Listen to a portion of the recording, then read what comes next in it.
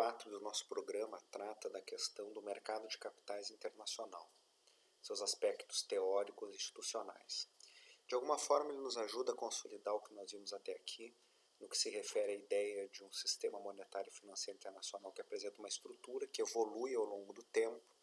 Também os aspectos mais morfológicos das contas externas, do balanço de pagamentos, e também a ideia, né, de que os modelos de determinação da taxa de câmbio nos oferecem insights para avaliar o nível de integração financeira das economias.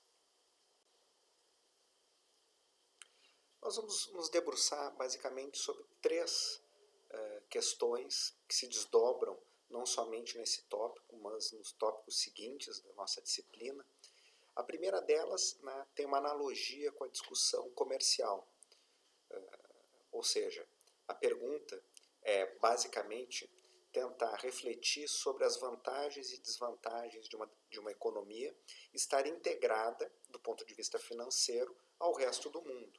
Quer dizer, é vantajoso para esta economia estar financeiramente integrada ao resto do mundo? Então, essa é uma primeira pergunta, observar as vantagens e as desvantagens desses processos. Também um tema muito recorrente na literatura envolve as formas de mensurar a integração das economias. Muitas analogias estão associadas, assim como na discussão teórica, à discussão empírica do comércio internacional. Nós dizemos que uma economia está mais integrada ao comércio internacional, né, se ela possui um volume, um fluxo de vendas e de compras de bens e serviços com respeito ao tamanho da sua economia, o seu PIB maior. Né? Então, o coeficiente de abertura comercial, em geral, é exportação mais importação sobre PIB. Por fim, vamos começar a refletir algo que não se encerra neste tópico da disciplina, mas perceber os impactos potenciais sobre a gestão econômica da integração financeira com o resto do mundo. Um elemento chave para entender essa dinâmica é observar que existe um processo regulatório que está associado à liberalização financeira. Então, quando se fala em liberalização financeira, o pressuposto óbvio é que num período temporal anterior houve algum grau de regulamentação dos mercados financeiros. Isso aconteceu historicamente com muita clareza entre os anos 30 e os anos 70. Quer dizer, o período que se segue a crise de 29 até meados dos anos 70 e 80 nos países avançados é de intensa regulação, né, de controles estatais sobre o que podia e o que não podia ser feito, sobre preço, sobre taxa de juros. Não que essa regulação financeira não exista até hoje, ela existe, ela se transforma com o passar do tempo. Mas a ideia da desregulamentação ou liberalização financeira tem como pressuposto lógico histórico a existência prévia de regulamentação. E ela possui duas dimensões, uma dimensão que é interna e outra que é externa. Então, no mundo pós-crise de 29 até meados dos anos 70, em alguns casos até a década de 90, então a desregulamentação plena do sistema financeiro americano, né, vai se dar no governo Clinton, na década de 90, que é quando a legislação que emerge da crise de 29, ela é totalmente reestruturada. Então, para dar alguns exemplos nesse sentido, os bancos nos Estados Unidos tinham limitações de atuação para além da captação de depósitos e realização de empréstimos. Por exemplo, não podiam atuar no mercado de capitais. Isso é resultado da interpretação sobre a crise de 29 como sendo uma crise por excesso, né, de alavancagem, excesso de exposição dos bancos a riscos associados ao mercado de capitais. Então, há uma segmentação de atuação e uma segmentação regional também no mercado financeiro americano. Isso é um exemplo.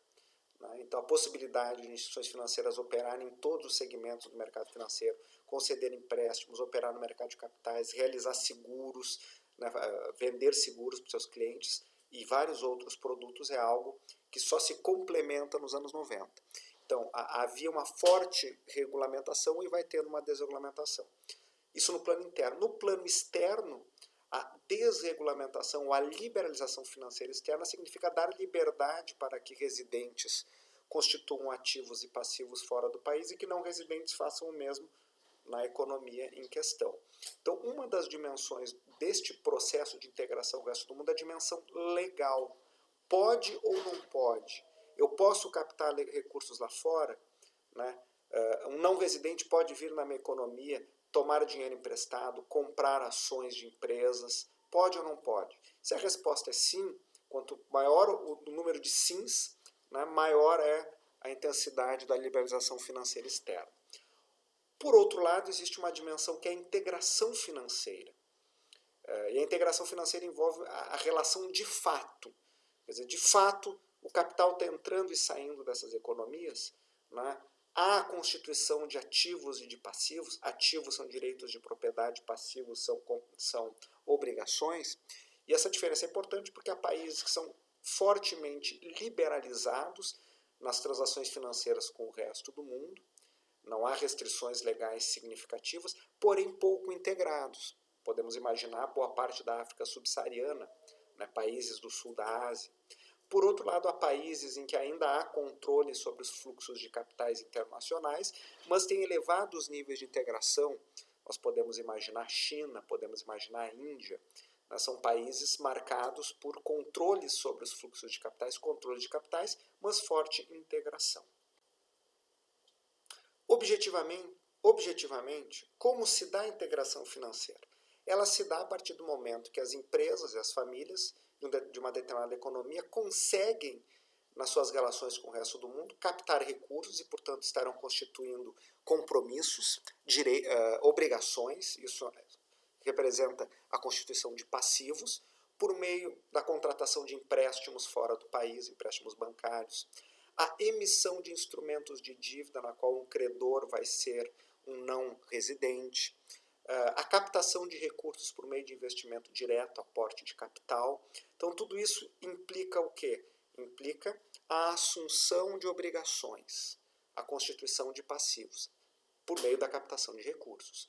Da mesma forma, há outra dimensão que é a possibilidade de indivíduos, famílias, né, e empresas adquirirem ativos no exterior ou de intermediários financeiros desta economia em análise, realizar empréstimos para o exterior.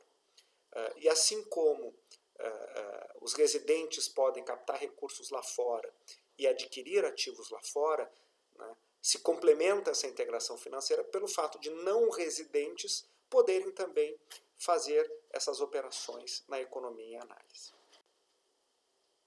E como é que os agentes se financiam? Nós vamos olhar isso. Por meio da captação de recursos próprios, né? Lucros acumulados dos próprios recursos ou recursos de terceiros, quer seja aporte de capital ou tomar dinheiro emprestado em bancos ou captação de títulos. Né? Isso pode se dar tanto no mercado interno quanto no externo. Né?